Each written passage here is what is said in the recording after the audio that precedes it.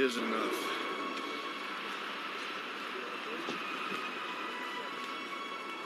This is the right place. Let's drive on. Brigham Young, the Lion of the Lord, the modern Moses, the Mormon colonizer, the second prophet and president of the Church of Jesus Christ of Latter-day Saints. When the pioneers entered the Salt Lake Valley on July 24th, 1847, they were exhausted, downtrodden, and in search of a permanent home. But they were also devoted, faithful, and certain that the Lord was at their head.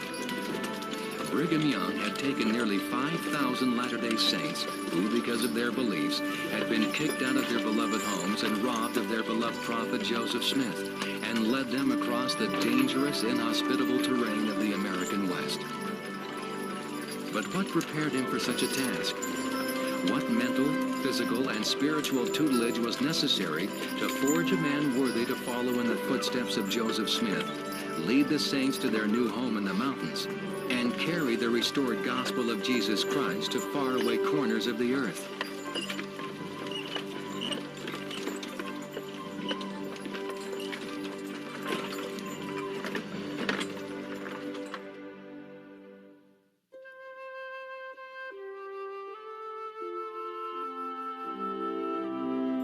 Months prior to his entering the world as the ninth of 11 children, Brigham's family left their home in Massachusetts and traveled 100 miles to the more fertile farmlands of Whittingham, Vermont. John and Abigail Young were a hard-working, deeply spiritual pair. And when Brigham came into their family on the first day of June, 1801, there was no question but that he would be raised in an atmosphere of faith and moral fortitude. As with most mortals for whom the Lord has exalted plans, Brigham's childhood was strenuous and rife with trials. His family moved several times further west in search of better farming, and Brigham did his best to learn the many skills necessary for survival in the early 19th century. He wrote, "Instead of going to school, I had to chop logs, to sow and plant, to plow in the midst of roots barefooted. And if I had on a pair of pants that would cover me, I did pretty well." The state of poverty in which the Young family lived also necessitated that they do without many basic comforts. Brigham recalled that after he was given his first pair of shoes, he was so unaccustomed to wearing them that he used them only when he attended church. And even then, he would carry them to the meeting house and not put them on until he got inside. Then, after the service, he would take them off and carry them home again.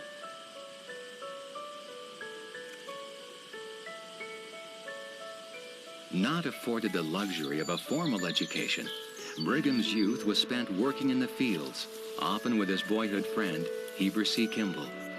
Heber stated, "Brother Brigham and myself used to work hard, side by side, for 50 cents a day.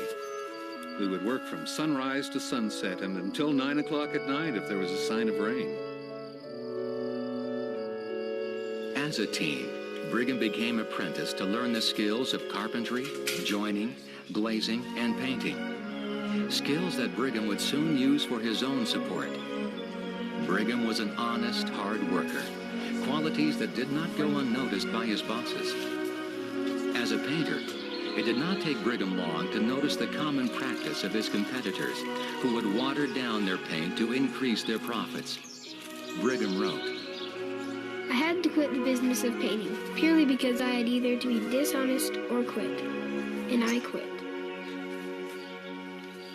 When Brigham was 14, he had one of those experiences that shifted his life from being a young man to being a man, an adult. He had such a close relationship with his mother. Though there were 11 children in the family, his mother was someone that had raised these kids with a sense of who they were, with a sense of duty, with a sense of responsibility. They'd moved from place to place trying to establish a way to make a living, and it had taken a huge toll on her. He would get up in the morning and lift his mother out of bed. She wasn't a big, strong, robust person. She was fairly frail by that point. And he'd set her into a rocker right by the fire, and that's where she'd stay for the day while he went off and did his work, and then he'd come back at night and be with her. So for this young 14-year-old boy to lose his mother was a difficult transition, I think, for him. But it was a point at which he then recognized the sense of responsibility he had to carry on without her and to do the things that she would have had him do. Throughout Brigham's life, you see that sense of duty. It is so much a part of him that it works through everything that he does, and that was instilled by his mother. Of my mother, she that bore me, I can say no better woman ever lived in the world than she was. My mother taught her children all the time to honor the name of the Father and the Son, and to reverence the Holy Book. Soon after Mother Nabby's death, John Young moved his family once again, this time to the frontier community of Tyrone, New York. Here, Brigham gained further experience in the art of providing for himself and making the best of a situation. Still just 14 years old, Brigham, along with his 8-year-old brother Lorenzo, were left alone in a barren cabin with no food for 2 days, as their father was gone on a trip to trade syrup. After a hard day's work, the boys noticed a robin sitting in a tree. Lorenzo recorded. Brigham ran and got the gun, and if I ever prayed in my life, I did then that he might kill the poor little robin. Down came the robin. We soon had it boiling in the pot. Then Brother Brigham brought the flour barrel, and I thumped it with a stick. We got 2 or 3 spoonfuls and thickened the broth. Then, with thanks to God for his mercy, we ate and seemed to have all we wanted. Brigham's difficult childhood prepared him well for life on his own. I learned to make bread, wash the dishes, milk the cows, and make butter, and can beat most of the women in this community at housekeeping. Those are about all the advantages I gained in my youth. I know how to economize, for my father had to do it. In 1817, John Young arrived home with a new bride, Hannah Brown. A short time later, Brigham recorded, When I was 16 years of age, my father said to me, "You now have your time. Go and provide for yourself." And a year had not passed away before I stopped running, jumping, wrestling, and laying out my strength for naught. With his skills and his determination, Brigham was soon supporting himself as a carpenter and a glazier along the route of the advancing Erie Canal in the state of New York. He was also making a big foray into the world of organized religion. From the time he was a youth, religion had always had a strong influence on Brigham. He had attended many religious services, seeking the same gospel that the Bible taught.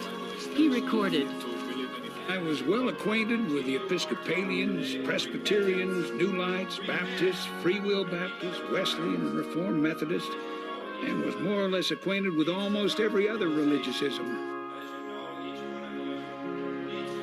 Finally, at the age of 22, he joined the Methodist Church, insisting, despite the opposition, that he be baptized by immersion in accordance with his interpretation of the Bible. The Methodist Church, however, did not seem to satisfy the search for truth that continued to grow within him. He stated, As I became acquainted with smart, intelligent, literary priests and professors of religion, I thought, now I can obtain some intelligence from this or that man. And I would begin to ask questions on certain texts of Scripture. But they would always leave me as they found me, in the dark.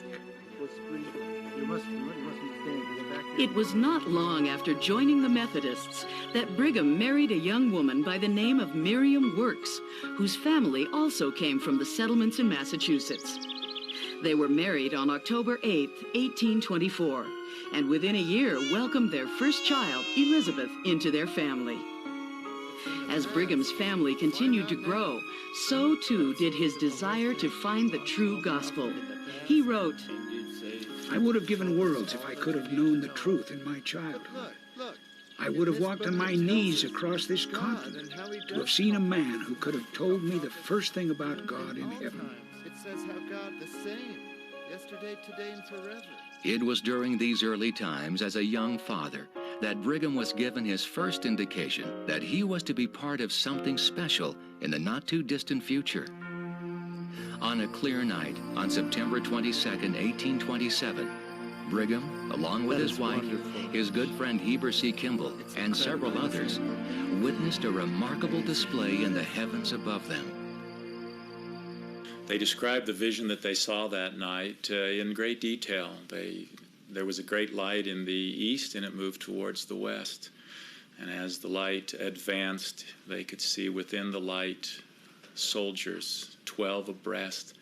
They saw them in great detail, their knapsacks, the hats, the uniforms they wore, their guns. They watched it for hours as it passed and went towards the west. When it went out of sight over the horizon in the west, they could hear the sounds of battle, as though this army had engaged in a fight. And in contemplating and discussing that among themselves, they felt that it foreshadowed a great battle between the forces of good and the forces of evil. The Youngs and Kimballs would eventually learn that on that same day, the angel Moroni had appeared to Joseph Smith a few miles away and entrusted him with the sacred record containing the Book of Mormon. In 1829, Brigham and Miriam moved west to Mendon, New York, where many of Brigham's family members had settled. Mendon was only 15 short miles from a small farming community called Palmyra. Within a few months of the Youngs' move to Mendon, word began arriving through newspapers and rumors that a young man from Palmyra had translated a new book of scripture from a set of golden plates. There's an interesting story of how Brigham Young got hold of the Book of Mormon and was finally converted to the church. Brigham Young's brother, Phineas, was a Methodist minister.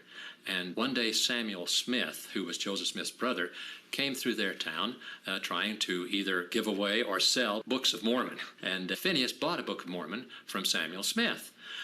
Phineas read it, he believed it, and he gave it to his father, whose name was John. And his father also read it and believed it, and they gave it then to Phineas's sister Fanny, who read and believed it. And from there it went to Brigham. Brigham was not quite so ready to believe it.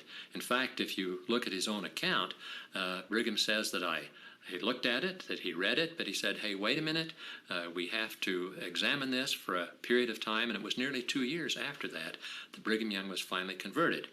It was not until the fall of 1831, however, that Mormon elders first entered the town of Mendon and began to preach the restored gospel of Jesus Christ. The effect of their teachings on the future prophet was immediate and long-lasting.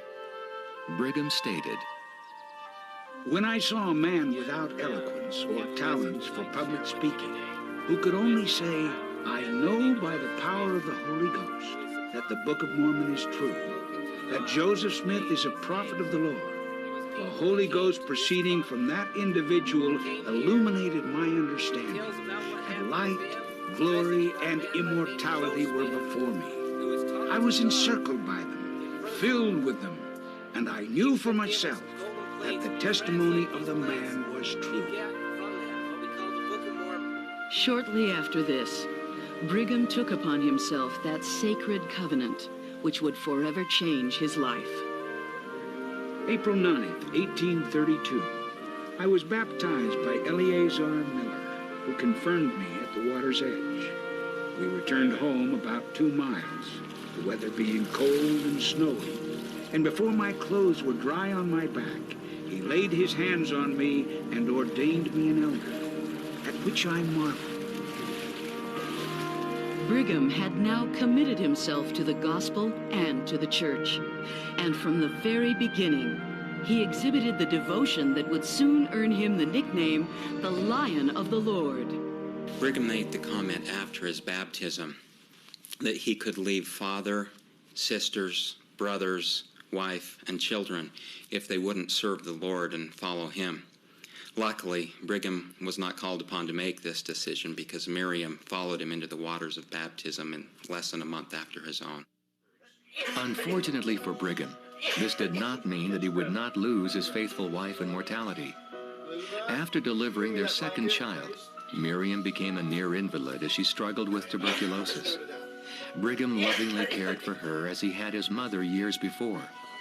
But just 4 months after their spiritual rebirth, on the 8th of September, 1832, Miriam clasped her hands together, praised the Lord, and then passed away. Left alone to care for his 2 daughters, Elizabeth, age 7, and Valete, age 2, Brigham began to focus his mental and emotional energies on the good news of the gospel.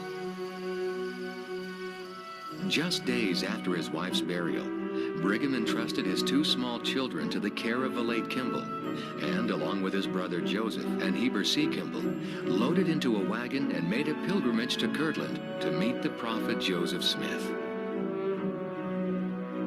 This first meeting between the prophet of the Restoration and his destined successor planted in Brigham the seeds of loyalty that could never be removed. He wrote, "We immediately went to the woods where we found the prophet chopping and hauling wood.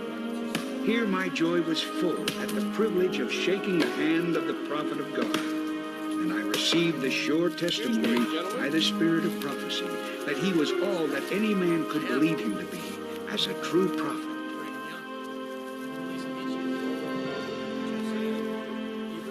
Brigham Young had just met Joseph Smith. That night at a meeting, Brigham Young is asked to say a prayer, and he gets up and starts speaking, and he speaks in tongues. And there were those around him who were confused by it, perhaps not sure that it was the right thing for him to be doing, and they looked to Joseph Smith with this questioning, like, what's going on here? Here's this brand new convert. And Joseph set their fears aside very quickly. Joseph had discerned the power of Brigham Young by that initial meeting, and Joseph assured the people that these were words that were in the Adamic language, that they were inspired by the Lord, and that it was an honor to be in the presence of someone that had received that kind of communication from the Lord. Later on, when Brigham Young was not present, Joseph then made a prophecy that Brigham Young would one day preside over the church. That's a fairly remarkable prophecy, considering it was within hours of meeting Brigham Young. Joseph really did not know him thoroughly. It was 2 years after the organization of the church, and it was yet 12 years before the martyrdom. But Brigham Young was chosen by the Lord, and it's a great testimony to all of us that it's the Lord who chooses these men.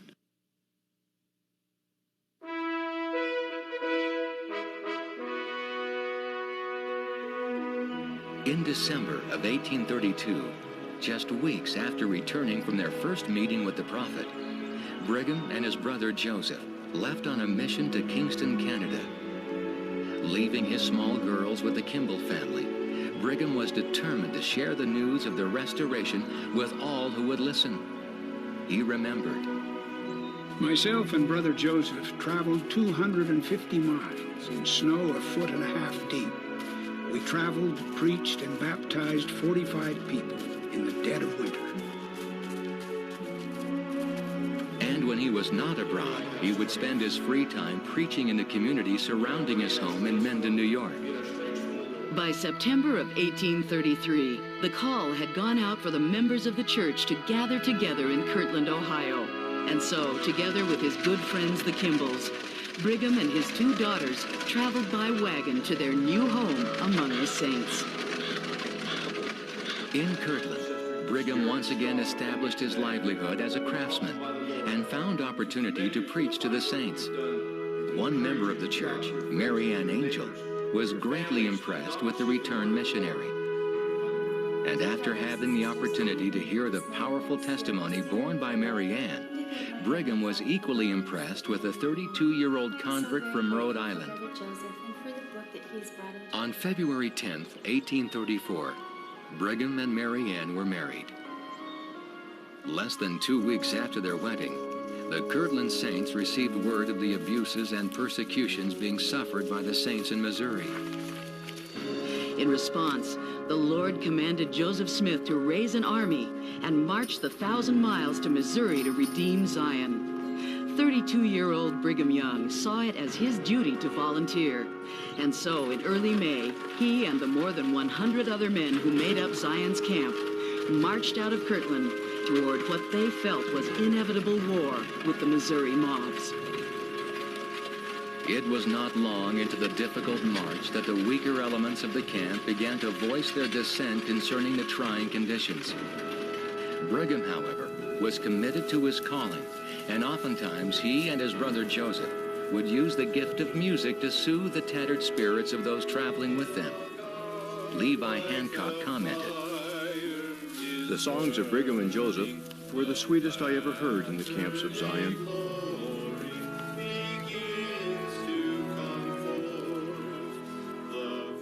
Zion's camp for Brigham Young and many of the others was both a very difficult experience and a very spiritual experience.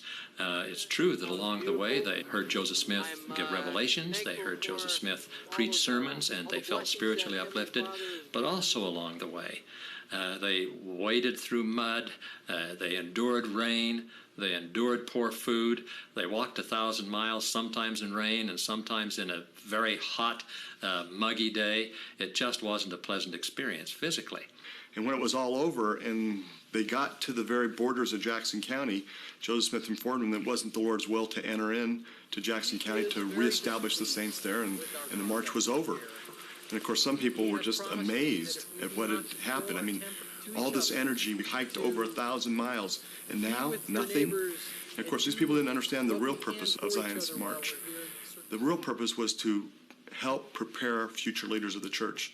Joseph Smith, of course, wouldn't live forever, and the church was growing, so they would need more organizations. It had already been prophesied there'd be a quorum of the 12 apostles, there'd be a 70s quorum, and it was this Zion's camp that allowed the prophet to get to know the brethren, but more importantly for the brethren to get to know Joseph Smith, to see how he taught, to see how he interacted, how he led the saints. And also for Brigham Young personally, this was a time for him to learn about how to organize a company, how far they could march in a day. I mean, what was the literal possibilities of moving people? And of course, Brigham Young didn't know at the time that he would in fact become a member of the 12. He would later become the leader of the 12 and therefore Joseph Smith's legal successor. But also, he would be leading a large group of saints to the Great Basin. I have traveled with Joseph 1,000 miles as he has led the camp of Israel. I have watched him and observed everything he said or did. It has done me good, and this was the starting point of my knowledge how to lead Israel.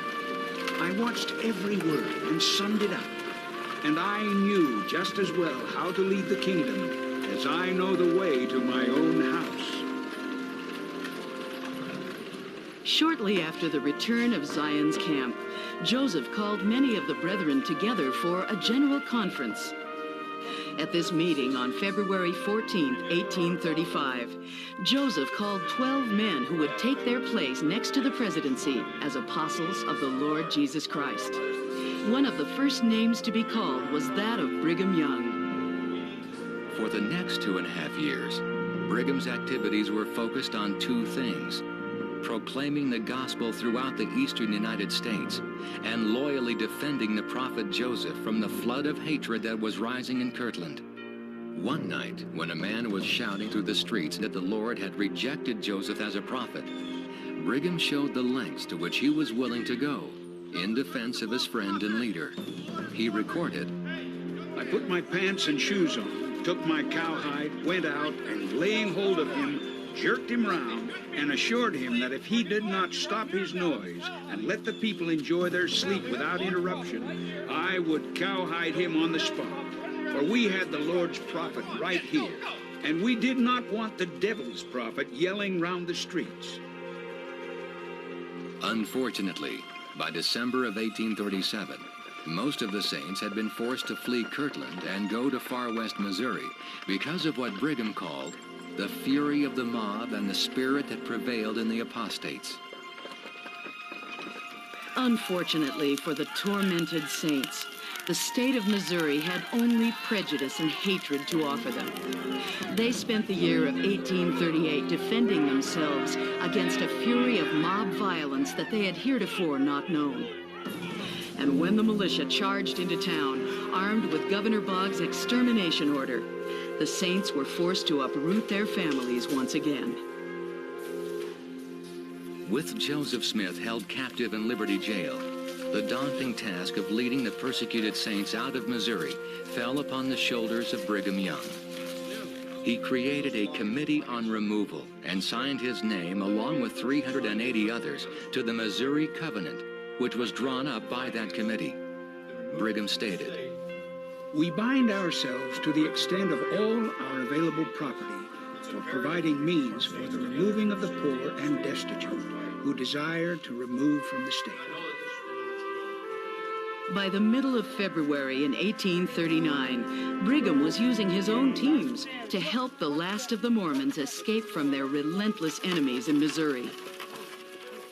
During their short stay in Far West, Joseph Smith had received a commandment that the 12 apostles were to depart on a mission to England from Far West, Missouri on April 26, 1839. Since they had just been driven from the state, this seemed an impossible task. Brigham recorded, "Many of the authorities considered in our present persecuted and scattered condition, the Lord would not require the 12 to fulfill his words to the letter. And under our present circumstances, he would take the will for the deed. But I felt differently, and so did those of the quorum who were with me." Brigham had received direction from the Lord through his prophet, and he was not about to let the threats of an earthly mob stand between him and the kingdom of God as he boldly led the quorum back to Missouri on the appointed day. The apostles then returned to Illinois to prepare for their missions abroad. In Nauvoo and the surrounding area, however, almost everyone was stricken with malaria, and the apostles were no exception. For weeks they battled the illness, until on the 18th of September, Brigham and his companion, Heber C. Kimball, could no longer resist the promptings to take the gospel abroad. Still sick and fevered, they climbed into the wagon bed and waved goodbye to their equally ill wives.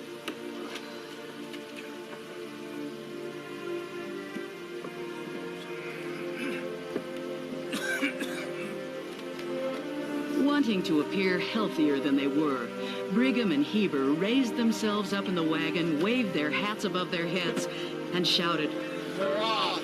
Hurrah for Israel!"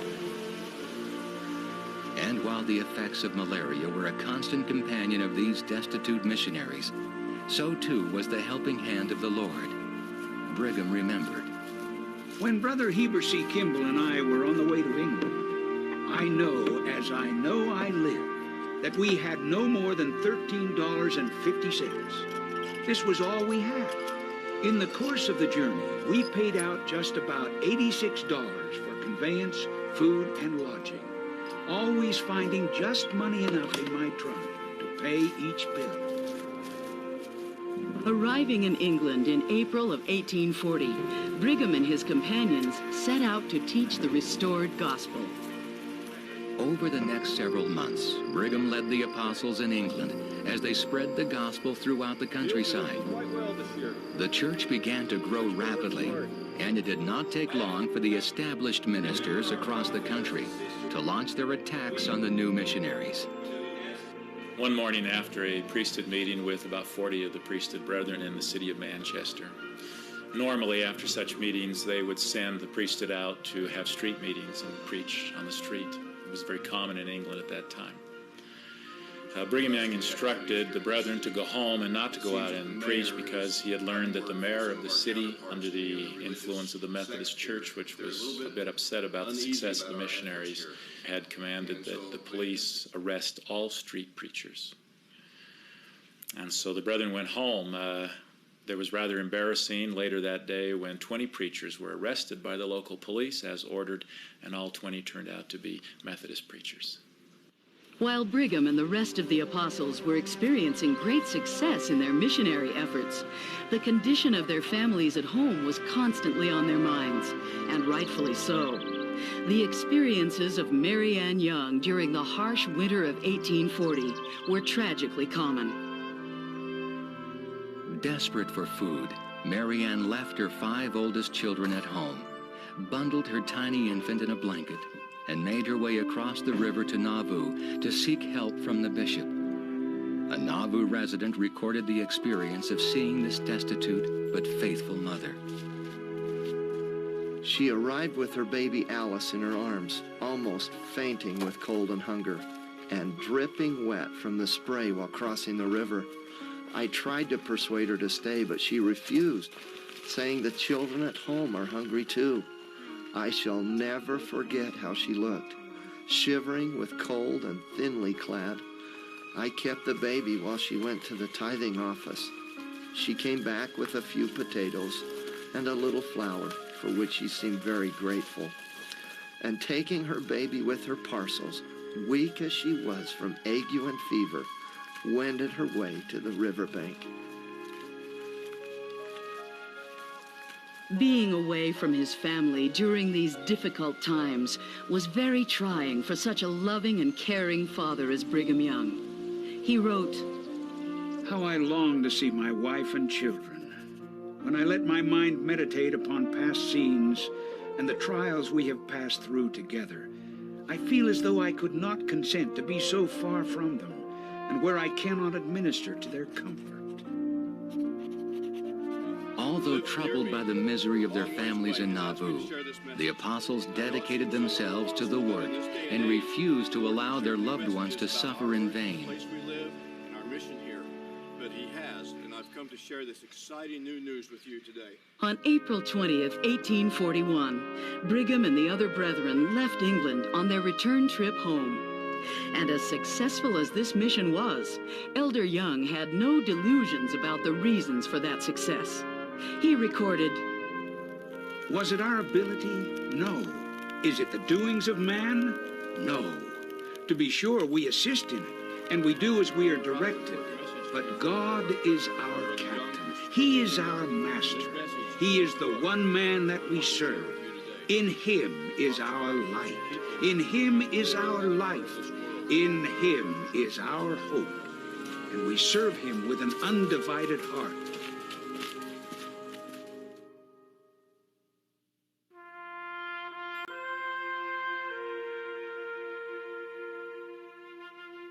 Returning to the swampy banks of the Mississippi, Brigham found his wife and family had moved from the barracks on the Iowa side of the river to a lot just a few blocks north of Joseph and Emma's home in the flatlands of Nauvoo. In his journal, he recorded his feelings upon being with his family again. "This evening I am with my wife alone by my fireside for the first time in years. We enjoy it and feel to praise the Lord." In the meantime, the prophet Joseph was anxious to meet again with the 12 and counsel them according to the will of the Lord. In a meeting of the brethren, Joseph received a revelation concerning Brigham Young. Dear and well-beloved brother Brigham Young, verily thus saith the Lord unto you, it is no more required at your hand to leave your family as in times past, for your offering is acceptable to me. So Brigham was commanded by the Lord and directed by the prophet to remain at home. He would have those short mission experiences, but there wouldn't be the long-term missions. And this, of course, resulted in two effects. One, it allowed Brigham to be in Nauvoo to get to know the prophet Joseph Smith. And for the family, of course, this was a boon to have their father there. But also it was during the same period that Joseph Smith announced a major change in principle. Before, the 12 had been a traveling high council. And the local stake presidency, the local high council, had really been in charge and had controlled the daily affairs of the church, where the church was organized as stakes. But now Joseph Smith announces here in 1842 that the 12 actually were equal in authority to the first presidency. And he gave them authority and opportunity to serve locally in Nauvoo. And this announcement in 1842 laid the basis for future succession issue questions that were going to be raised by members of the church. And of course, Joseph Smith was being inspired to prepare a group of men to succeed him following his martyrdom. As president of the 12, Brigham would spend the next year working alongside the prophet in running the affairs of the rapidly growing church. It was a time of tremendous learning and testing for Brigham. During this time, Brigham and several other brethren were also introduced to the sacred temple ordinances. He recorded, I met with Joseph, Hiram, Heber, Willard, Bishop Whitney and Miller, and General James Adams in Joseph's private office, where Joseph taught the ancient order of things for the first time in these last days, and received my washings, anointings, and endowments. Woven in with the inspirational experiences of Nauvoo were some monumental challenges for Brigham. It was during this time that Joseph introduced the 12 to the unique doctrine of plural marriage and charged them to begin the practice thereof. President Young was hesitant because of the new teaching's foreign nature, but in the end he proved faithful. With the consent of Mary Ann, Brigham took his first plural wife, Lucy Ann Decker, in June of 1842. Later that same year, Brigham's strenuous work ethic caught up with him, and he took violently ill. Mary Ann remained faithfully at his side as he ran a fever for 18 straight days, and he was so overheated that the skin began to peel off his whole body. At one point, he actually stopped breathing. Brigham recorded, My wife, seeing my situation, threw some cold water in my face. That having no effect, she dashed a handful of strong camphor into my face and eyes, which I did not even feel to the least. Neither did I move a muscle. She then held my nostrils between her thumb and finger, and placing her mouth directly over mine, blew into my lungs until she filled them with air. This set my lungs in motion, and I again began to breathe. Regaining full strength at last, Brigham returned to his labors and learning at the side of the prophet. In his spare time, which was rare, Brigham was finally able to complete his 2-story brick home and move his growing family from the cold log cabin they had occupied for 2 years. Then, under direction from Joseph, he spent much of the remaining months of 1843 touring through the branches in the eastern states. During this tour, however, tragedy struck Brigham's family back in Nauvoo. His 6-year-old daughter, Mary Ann, died suddenly from heart problems. To make matters worse, Brigham did not receive word of her death until after the funeral had taken place. The Nauvoo period was a testing time for Brigham Young. It was a testing time for a lot of the church leaders, but Brigham Young was being prepared. You saw him coming out of Missouri, where he led the saints to Illinois on behalf of the church, Brigham then being one of the senior members of the Quorum of the 12. And here he is facing the constant tension in Nauvoo. What does Brigham choose to do? He stands right by Joseph all the time. And the result of that is that he's defending Joseph when things begin to deteriorate. He is learning from Joseph. Joseph is teaching doctrine. Joseph is accelerating what they need to then take upon themselves. And Brigham is at the head of that. He's being prepared to take over. Brigham is away when Joseph is martyred.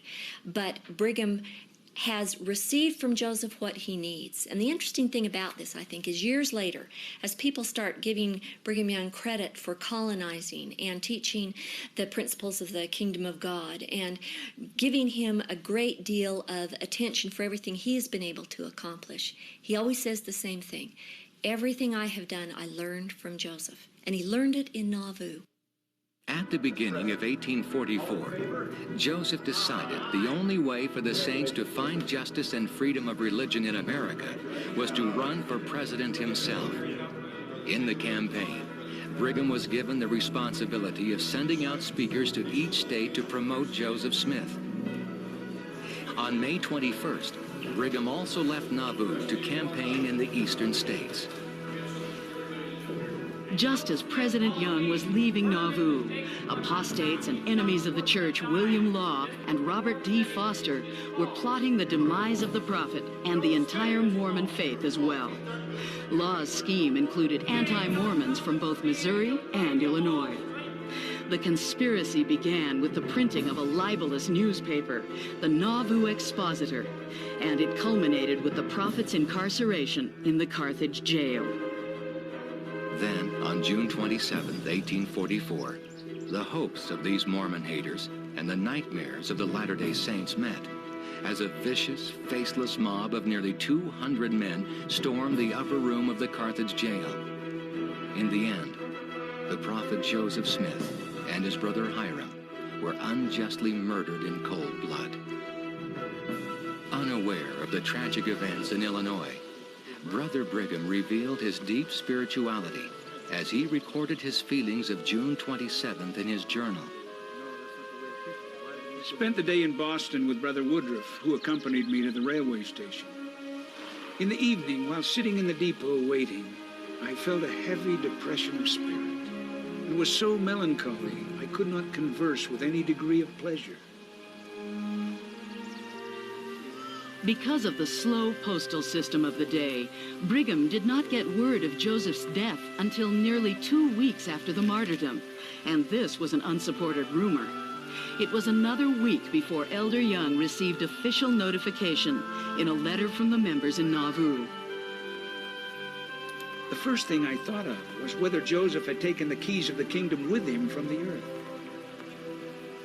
Brother Orson Pratt sat on my left. Bringing my hand down on my knee, I said, the keys of the kingdom are right here with the church. The keys of the kingdom are right here with the church. That's all we do. Brigham traveled quickly to Boston, where he met with several other members of the 12 and determined that they should return immediately to Nauvoo. Here, the sorrow of the martyrdom caught up with President Young, and he wept over the loss of his prophet and friend, Joseph Smith.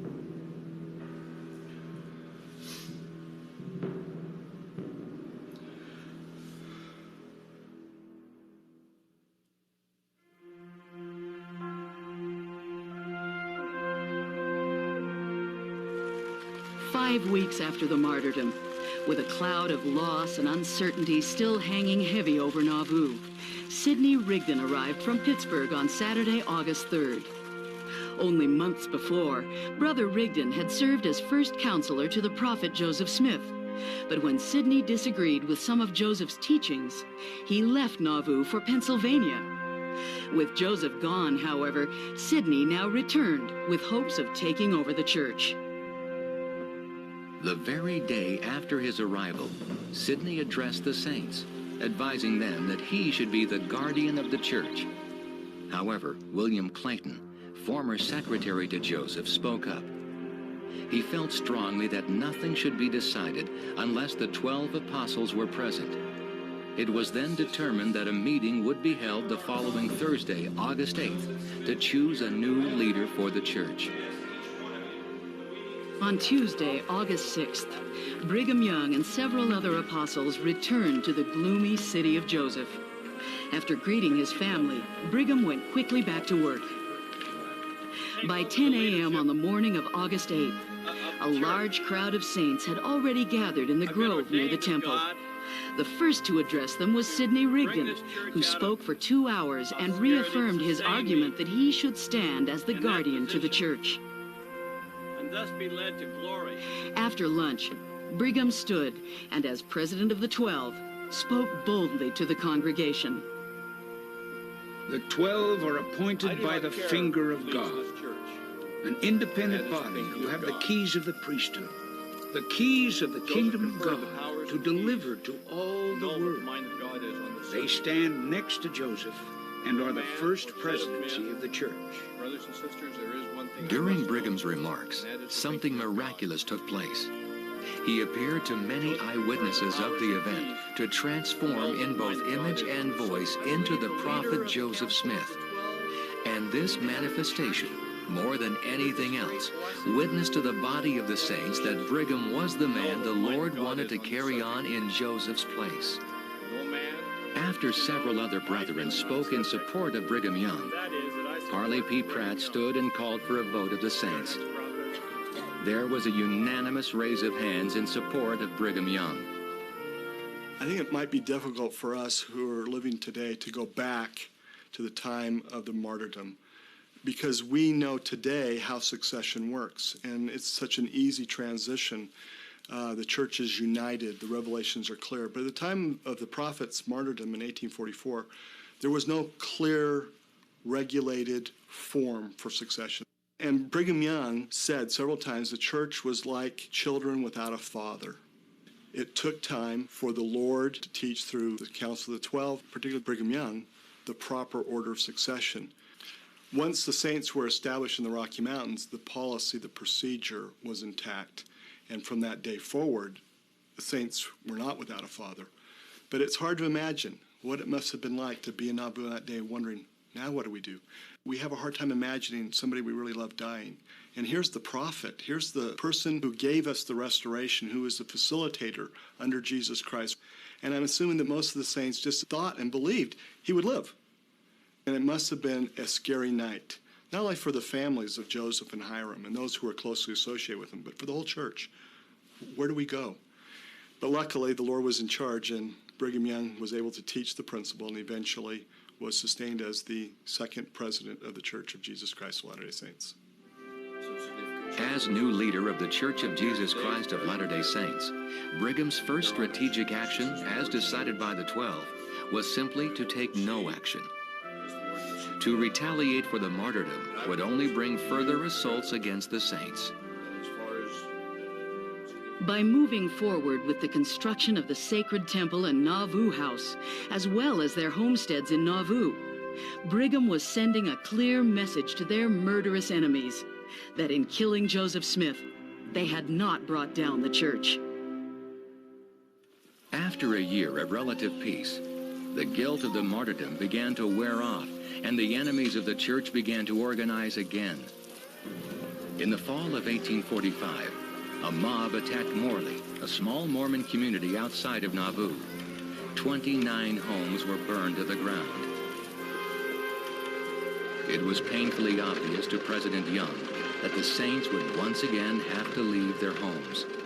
His only hope now was that they would be able to stay the persecution long enough to finish the temple, so the saints might be endowed with power from on high as they faced the sore trials to come.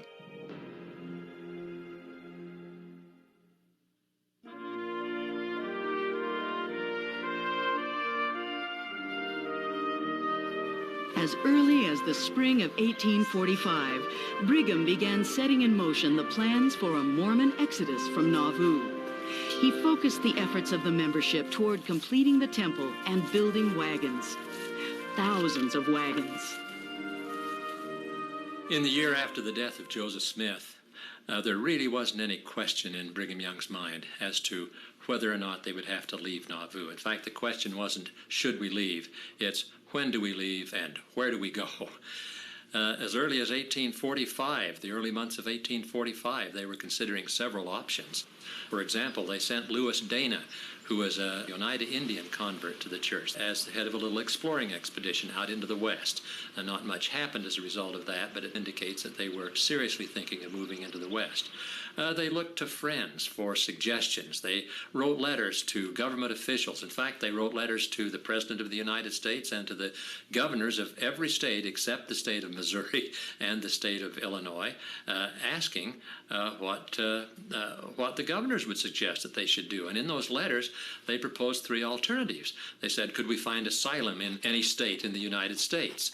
Or could you help us get redress from the state of Missouri for our losses in Missouri? Or finally, should we remove to some remote place in the West?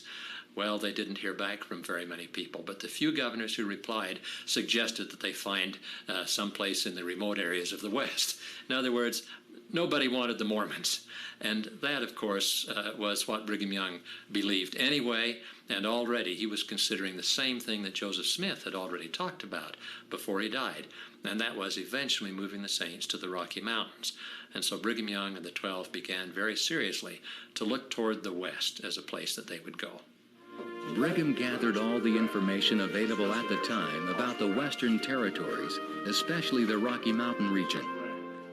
With the help of maps and accounts from fur trappers and explorers, President Young determined that the valley on the western side of the Rockies, by the Great Salt Lake, would probably be the most suitable. In the fall of 1845, President Young and the 12 determined that the exodus should begin the following spring. and they made a public announcement of their plans in hopes that the persecution from the mobs would cease. Unfortunately, the following spring was not soon enough for the enemies of the church. The persecution raged on as the saints worked feverishly to finish the temple and prepare for the trek west. By December of 1845, the temple, though not entirely completed, was finally dedicated, and Brigham and the 12 began performing the sacred temple ordinances day and night. By January 1846, over 500 members had received their endowments in the Nauvoo Temple, a monument of faith that would be abandoned in a matter of weeks. The plans for an orderly departure from Nauvoo in the spring of 1846 changed abruptly. A year earlier, the Nauvoo Charter had been revoked and therefore left Nauvoo without a government. But more importantly, there became an increasing effort by non-Mormons, anti-Mormons, to force the saints, to push them as quickly as possible. And of course, there's all kinds of reasons why. I mean, one, they didn't like the saints. Two, they saw a golden opportunity. Here was going to be all this free property, these farms, these homes, these businesses that would obviously be left behind. And in a market economy, as we all well know, the cost is determined on demand. And so if the saints are leaving and they're forced to leave, nobody's going to buy the property. And so Brigham Young makes a decision that they're going to have to leave before the spring, particularly church leaders, because there was continued persecution through legal means. Something had been developed very early against the church, and Brigham wanted to avoid that. So church leaders were told to pack up, get ready to leave, and so beginning in February, they're ready to depart. On February 4th, 1846, in the dead of winter, the first company of saints abandoned their warm homes and drove their wagons onto creaky flatboats, which carried them across the Mississippi. This slow and dangerous process continued for weeks, with wagon after wagon lining up on Parley Street, waiting for their chance to cross the icy river. Some of the days proved so cold that the wagons simply drove across the frozen Mississippi. On Sunday, February 15th, Brigham Young and his family, along with Willard Richards and his family, and George A. Smith, loaded their wagons on ferry boats and crossed into Iowa. They then traveled 13 miles to Sugar Creek, where they joined with the other refugees of the Camp of Israel. Despite the cold weather, Brigham was faithful and positive as he began the westward trek. He wrote, "Nauvoo is not the place for me anymore until this nation is scourged by the hand of the Almighty who rules in the heavens. Do not think that I hate to leave my house and home. Far from that. I am so free from bondage at this time that Nauvoo looks like a prison house to me. It looks pleasant ahead, but dark to look back." After 2 weeks of preparing at Sugar Creek in below-zero temperatures, Brigham felt that the camp was sufficiently organized to proceed west. A company of men under the direction of Bishop George Miller had left a week earlier to prepare the trail and build necessary bridges. On March 1st, with Brigham in the lead, 500 wagons departed the Sugar Creek camp, which was still covered by 3 to 4 inches of snow. Brigham's plan for leading the saints across the heartland of America, essentially to the Rocky Mountains, was something close to miraculous. Nobody had done anything like this. Uproot an entire community and take them west. They weren't people coming like most of the settlers in the West from this place and that place. He had them organized into companies, and then in that first band, he set the pace. They started out, and when they stopped, they would plant crops so the people who were coming behind them could harvest those crops and have something to eat, and then they would do the same thing. It was described by some historians as leapfrogging. They'd go from one place to the next. They got to a certain point on the Platte River, and Brigham left some men there to ferry people across the river. And they stayed there and ferried the next group and the next group. And they also ferried people across the river that weren't members of the church and charged them a fee, so it was a way for them to make some money as well. They took this process of building cabins and building places for the people to have a refuge as they moved along. So this approach that he took was unusual. It was successful, and it stayed in place. They did this over and over again. The rugged saints made their way west despite the cold and the mud.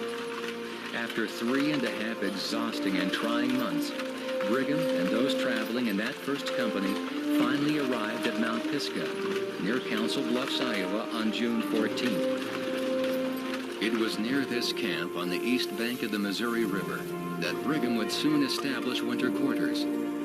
This was Indian territory, and President Young sent word among the camp of Israel that they were not to trade their much-needed supplies with the Indians in the area. Before leaving Nauvoo, Brigham had asked the U.S. government if it would subsidize some of their costs in return for the saints building forts and bridges along the trail. On June 30th, however, President Young was met by Captain James Allen of the United States Army and informed that rather than aid the refugees, the government instead required 500 volunteers to join the war with Mexico. You can imagine how some of the members of the church felt when Captain Allen came among the Mormons and said that the federal government wanted 500 men to march with the army and go to California. Some members of the church thought that this was ridiculous. They blamed the government for their persecution, and they felt that they were now just trying to hurt the Mormons more. But not Brigham Young. When Brigham Young heard about it, to him it was a godsend. In fact, Brigham Young had sent his nephew, Jesse Little, to Washington, D.C. to ask the President of the United States to provide some kind of help for the Mormons in their move west. When the President decided that he would allow the Mormons, from the President's point of view, to raise 500 men, then Captain James Allen came and asked for them, and Brigham Young interpreted that as a godsend because it would do 2 or 3 things for them. First of all, he talked to Captain Allen and said, now can we get permission to settle on the Indian land? And James Allen said, sure, you have that permission. I can give it to you because I'm representing the President of the United States.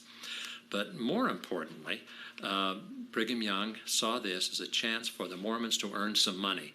All the members of the Mormon battalion would be paid. They would receive a clothing allowance. They would receive guns and ammunition. And so there is money and there is transportation to get some of them and some of their families out to the west. Over 600 cabins were built at winter quarters, which would serve as the major jumping-off point for the saints as they journeyed across the plains and over the Great Rocky Mountains. There were nearly 3,500 members of the Camp of Israel who spent the terrible winter of 1846-47 in this makeshift town on the Missouri River, and thousands more spread out across Iowa. It was during this frigid winter in western Iowa that Brigham Young received a revelation from the Lord concerning the Mormon Exodus. Found in the Doctrine and Covenants as Section 136, it is the only recorded revelation received by Brigham Young.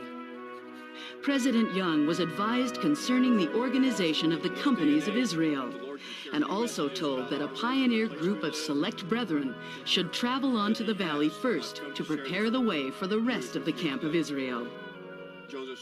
Always faithful to the will of the Lord, Brigham organized a pioneer company of 144 men, 3 women, and 2 children, and by April 1847, they departed winter quarters under the command of President Young. The Pioneer Company traveled over 500 miles in 6 weeks before arriving at Fort Laramie in what is now Wyoming. As the Pioneer Vanguard made their way from Fort Laramie towards Fort Bridger, Brigham met numerous trappers and explorers on the Overland Trail. Brigham constantly was asking them questions about the Salt Lake Valley and other places in the West, and almost to a man, these mountain men tried to dissuade Brigham from settling in the Salt Lake Valley. Even Jim Bridger told Brigham that he'd give him $1,000 if he could raise a bushel of corn in the valley. Even before they left Nauvoo, there were numerous individuals that recommended that the saints settle in California or Oregon or even Vancouver in British Columbia. These were all lush and green, beautiful areas. But Brigham said, other people will want to go there. That's not the place for us. On June 9th, the Pioneer Company left the Oregon Trail and followed a very overgrown path once traveled by the Donner Party. After just a few days on this difficult new road, Brigham contracted mountain fever. Wilford Woodruff made a bed in the back of his carriage for President Young, and the group continued on. The front of the company finally reached the Salt Lake Valley on July 22nd, with the majority arriving the next day. Because of his illness, Brigham did not travel down the canyon until July 24th. As Wilford reached a good vantage point in Emigration Canyon, he swung the carriage around so that President Young could view the glorious expanse. Wilford recalled the experience in an address some years later.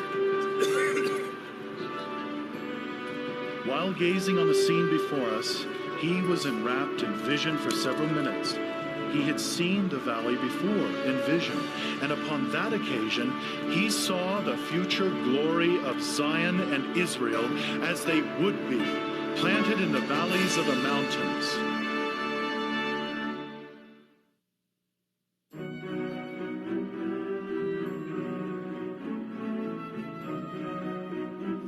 Brigham and his pioneer group spent the next 4 weeks building homes, planting crops, and resting their animals. Then, on the 26th of August, Brigham remounted his horse and started back toward winter quarters with over 100 other men. Nearly all of those in this first company had left their families back in Nebraska, and they were anxious to bring them to their new home in the mountains. On the morning of September 9th, the returning brethren awoke to find that 28 of their horses had been run off by Indians during the night. The camp historian recorded, "The brethren divided up the remainder of the animals between them. By this, President Young, Heber C. Kimball, and a few other brethren who had been accustomed to ride horseback were debarred of that privilege." With positive attitude, Brigham did the only thing he could do. He wrote, "I called upon all the returning brethren, except the teamsters, to take a walk with me to winter quarters." Traveling on foot through dangerous Indian country and with very little food, Brigham's small band traversed the nearly 700 remaining miles to winter quarters in a little under 2 months, arriving the last day of October 1847. Brigham recorded, "We drove into the town about an hour before sunset. The streets were crowded with people to shake hands as we passed through the lines. We were truly rejoiced to once more behold our wives, children, and friends after an absence of over 6 months." While many meetings were held over the next several months in preparation for the saints' difficult journey west, one small gathering at the home of Orson Hyde marked a precedent-setting change in the administration of the church. In 1844, with the death of the prophet Joseph Smith, the 12 stood at the head of the church with Brigham Young as president. And sometimes we forget is that Brigham Young wasn't immediately ordained president of the church. He stayed in that position for a number of years. In fact, it wasn't until 1847 that Brigham Young, again, feeling the Spirit, feeling that it was time now, the church needed to progress. Now was the time to reorganize the first presidency. So there were 2 important meetings. The first was December 5th at a private residence that Brigham Young was sustained as the president of the Church of Jesus Christ of Latter-day Saints, with Heber C. Kimball as the first counselor and Willow Richards as the second counselor. After that decision had been made and he had been sustained, there was a meeting called of the local saints. And there in the tabernacle, recently constructed for this very purpose, the saints gathered and there sustained Brigham Young as the second president of the Church of Jesus Christ of Latter-day Saints.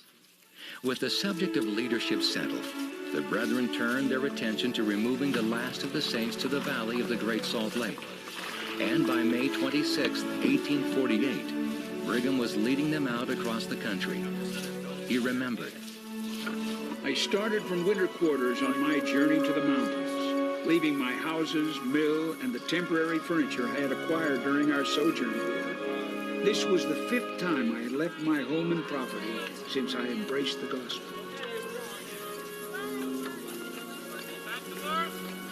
While this second trip to Salt Lake lacked the drama and uncertainty of the initial trek, it was still ripe with opportunities for Brigham to display the qualities that made him a successful leader. Near the Sweetwater River in present-day Wyoming, the weary travelers emerged from their tents to start their 49th day on the trail. Sousa Gates, a member of the company and one of Brigham's daughters, recorded the events. Women were tired, men were discouraged. Day after day passed, and the discontent of the party grew with every passing hour.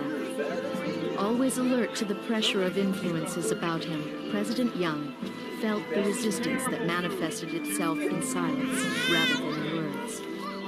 He hitched up his coach, and with the terse statement that he was going to the valley if anybody wants to follow, the road is open, the president put the whip to his horses and gave not a glance behind.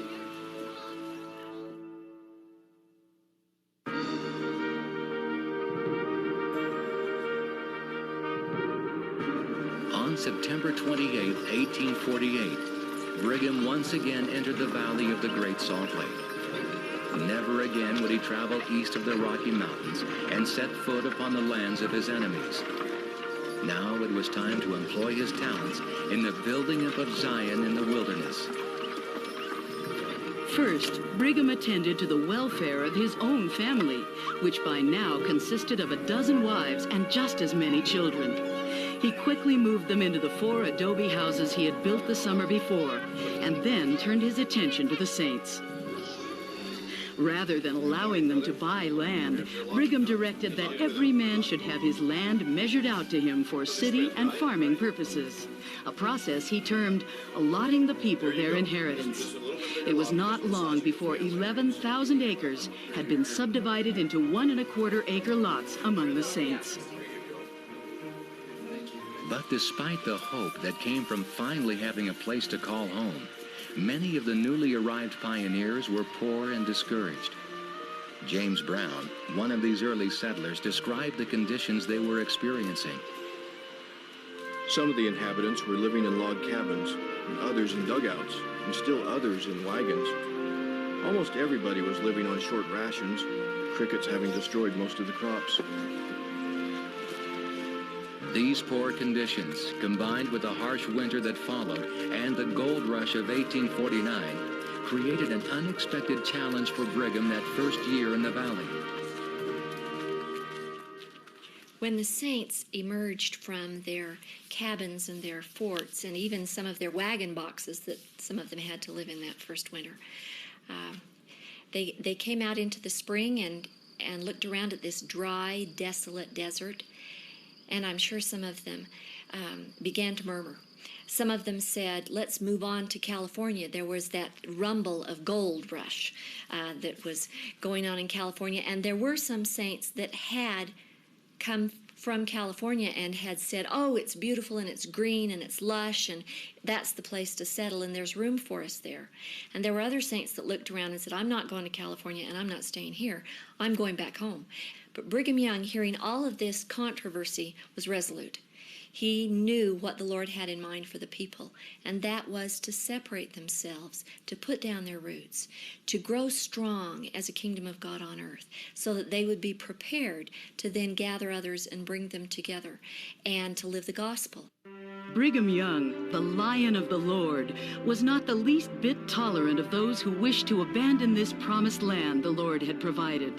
He stated, "We have been kicked out of the frying pan and into the fire, out of the fire and into the middle of the floor. And here we are, and here we will stay. God has shown me that this is the spot to locate his people, and here is where they will prosper." And if the saints thought traveling to California in search of riches would make them happy, the prophet set them straight on this account as well. The worst fear that I have about this people is that they will get rich in this country, forget God and his people, wax fat, and kick themselves out of the church and go to hell. This people will stand mobbing, robbing, poverty, and all manner of persecution and be true. But my greater fear for them is that they cannot stand wealth. This stirring speech, given to the saints standing in the cold in the old Bowery on February 25, 1849, awakened in the pioneers enough hope to bear the harshness of the elements and enough faith to withstand the temptations of the gold fields. With the individual saints now seemingly pointed in the right direction, Brigham now turned his attentions to the needs of the community as a whole. In March of 1849, Brigham was elected governor of the newly created provisional state of Deseret. And by the following month, the Brethren had sent a petition to Washington, D.C., requesting Congress to create a territorial government. With the population of Salt Lake City well into the thousands and still growing by the day, Brigham Young now undertook a colonizing effort that goes unequaled. Over the next several years, he would send out groups of 150 skilled settlers to colonize areas far north into Canada and as far south as present-day Las Vegas. At the 1849 October General Conference, Brigham renewed the missionary efforts of the Quorum of the 12 by calling several of them on missions to Europe. He then established what is known as the Perpetual Emigration Fund. The idea behind the Perpetual Immigration Fund was that members of the church who could afford it would put money into the fund in order to help people who were coming from England or another European country who could not afford it. Brigham Young, of course, would like to do everything he could to help people come to the New World, but he was unwilling to say, we'll just give you a free ride, and of course they didn't have the funds to do that anyway. But those who came as a result of drawing from the Perpetual Emigration Fund were then supposed to put money back into it once they got to Utah and began to earn money. That worked fairly well, although over a long period of time there were many people who were unable or for some other reason did not pay back. But during the first year of the operation of the Perpetual Emigration Fund, about 2,500 immigrants were helped by that means. In January of 1851, a copy of the New York Tribune arrived in Salt Lake City with the news that Brigham Young had been appointed by the President of the United States to be the first governor of the newly created territory of Utah.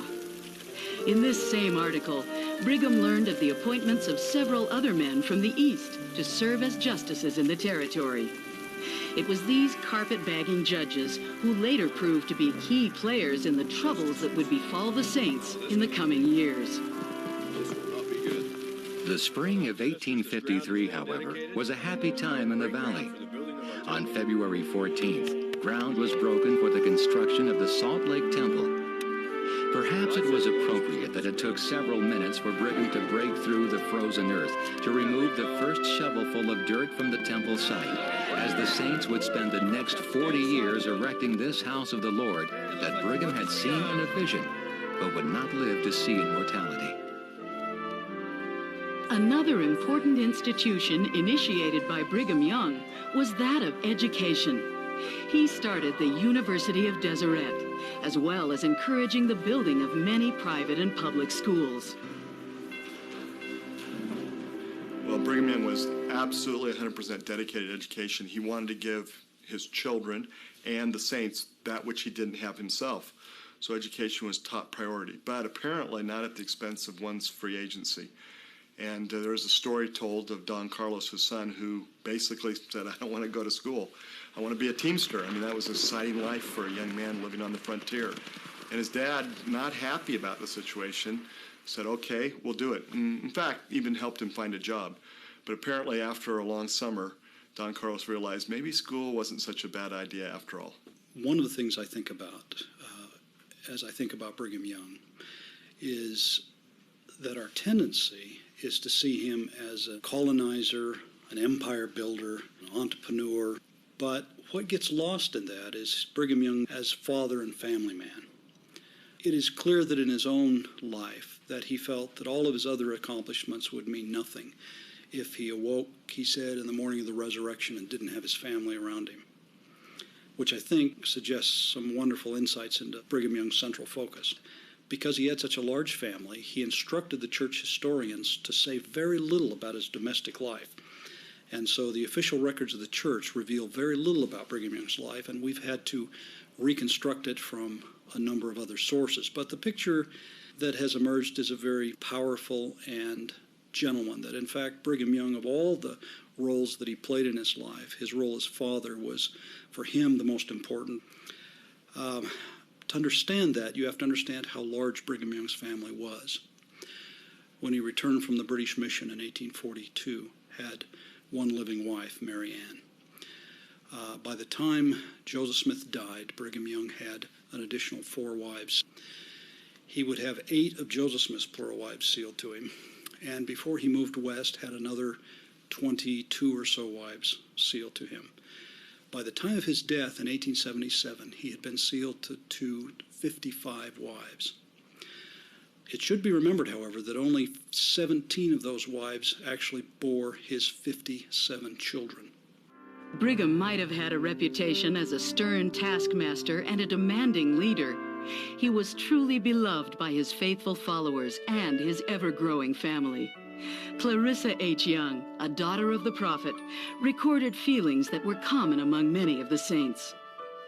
He could be stern when the occasion demanded, but he was the wisest, kindest, and most loving of fathers.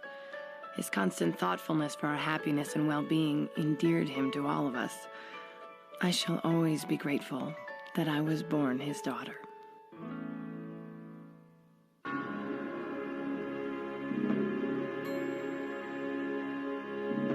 On July 24th, 1857, during the Saints' celebration of 10 years since their arrival in the Salt Lake Valley, word reached Brigham that President James Buchanan had launched a new attack on the Utah Territory.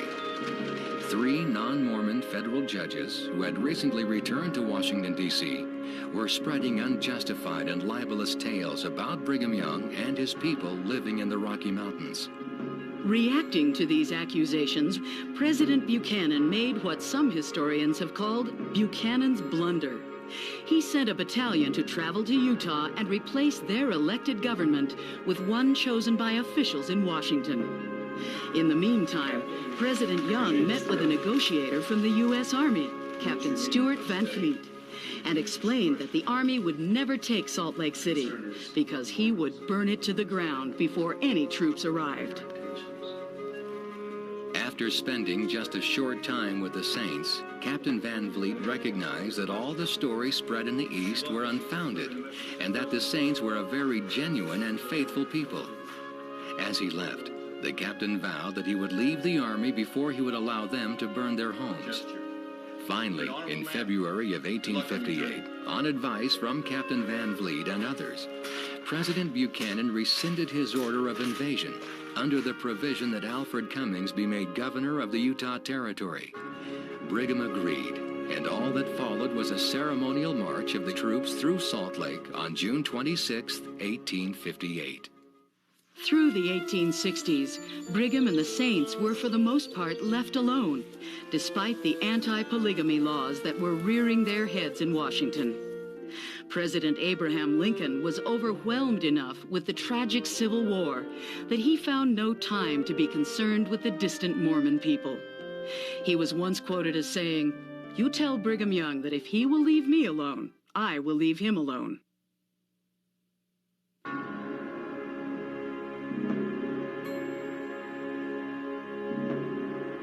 By the 1870s, Brigham Young had entered the twilight of his life, and he began to experience the normal deterioration of physical strength that accompanies old age. His bouts with painful rheumatism became more frequent, and as the discomfort increased in cold weather, he built a second home in the southern Utah community of St. George, where the winters were not so cold. President Young also determined to build a temple in St. George, and broke ground for this sacred edifice in November of 1871.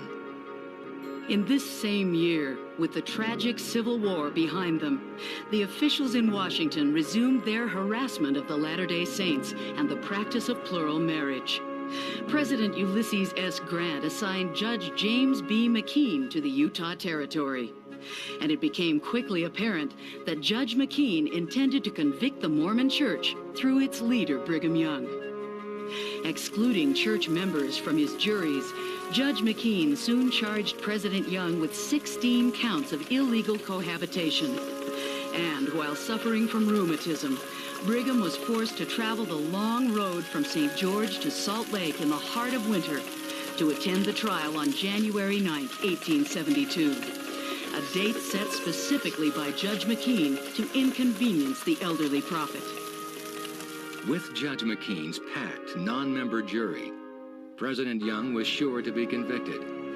However, word quickly reached Washington concerning McKean's illegal jury selection, and the U.S. Supreme Court finally rejected his indictments.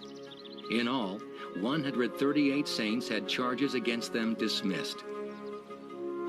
President Brigham Young had survived expulsion from Nauvoo, the trek to the Rocky Mountains, and the seemingly endless parade of persecution since. But time would soon take its toll on this great man. Realizing that his days were numbered, Brigham began to delegate more of his work. In 1873, he resigned as the president of the Deseret National Bank and ZCMI. He then assigned one of his counselors, George A. Smith, to be the trustee in trust of the church. The most significant event of Brigham's final years, however, was the dedication of the St. George Temple on New Year's Day, 1877. This was the first time the saints had a completed temple since they were driven from Nauvoo over 30 years earlier. Brigham would go on to select and dedicate sites for the building of the Manti and Logan temples. Just 4 months after the St. George dedication, President Young would speak at his final General Conference, which was held in the upper room of the new temple. He spoke to the expectant crowd about the destiny of the church. This is the work of God, that marvelous work and wonder referred to by ancient men of God, who saw it in its incipiency as a stone cut out of the mountains without hands, but which rolled and gathered strength and magnitude until it filled the whole earth. We will continue to grow, to increase and spread abroad, and the powers of earth and hell combined cannot hinder it. I never mean to be satisfied until the whole earth is yielded to Christ and his people. Brigham had been at the church's head during a period of exceptional development and spiritual growth. He wanted the saints to understand that this was just the beginning. However, he also understood that he would not be a participant in the expansion much longer. He stated, "As to my health, I feel many times that I could not live an hour longer, but mean to live just as long as I can. I know not how soon the messenger will call for me, but I calculate to die in the harness." And so he did. Brigham carried on in his administrative duties until August 23, 1877, when he was overcome with what his personal physician called cholera morbus. He would spend only 6 short days thereafter in various states of consciousness and pain. Family and fellow church leaders administered comfort and blessings as they could. But the end came on Wednesday, August 29, 1877, at 4 p.m.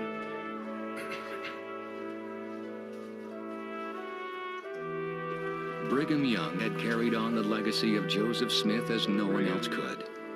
He not only preserved the great work established by the prophet, but he also expanded upon it. He carried the Latter-day Saints on his back across the vast American wilderness and built a home for them in the barren desert valleys of the Rocky Mountains. There, he solidified the doctrines taught by Brother Joseph as he led his people under the divine guidance of the Lord. It is no coincidence that as he passed from this world and was greeted by those on the other side of the veil, that his final words were, "Joseph, Joseph, Joseph." Brigham recorded his final wishes. "Take my remains on a bier and repair to the little burying ground which I have reserved. Have a vault built of masonwork large enough to receive my coffin. There let my earthly house or tabernacle rest in peace, and have a good sleep until the morning of the first resurrection. No crying or mourning with anyone, as I have done my work faithfully and in good faith."